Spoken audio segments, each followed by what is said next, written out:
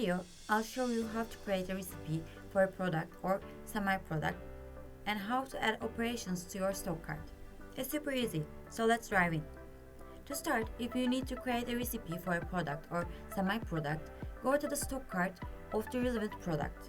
You can also upload recipes in bulk using an Excel template, but if you're doing it manually, follow these steps. From the stock card editing screen, head over to the recipe tab. Once you are there, click the plus button. This will open the stock list screen where you can search for items by stock code or name using the search bar. Add all the necessary stocks to the recipe, and once you're done, click the apply button. Now you will need to adjust the quantity and waste fields. After making your change, click save. That's it. The recipe is now saved. And when a work order is created for this product, the recipe will be automatically included. Next, if your product goes through specific operations, like certain production states, you can add those operations to the stock card as well. To do this, go to the Operations tab and click the plus button. This will let you add the required operations.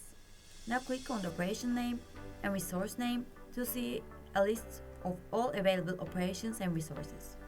From here, you can select the ones that are relevant to your product and make adjustments if needed. If your operations need to happen in a specific order, like one operation can't start until the previous one is finished, you can set those dependencies. Just click the empty box next to the relevant operation and select which operations should happen before it. Once everything looks good, hit save to finalize your operations. And that's all. Now you know how to create a recipe and add operations to your stock card. It's that easy. If you found this video helpful, don't forget to like, subscribe, and leave any questions in the comments below. See you next time.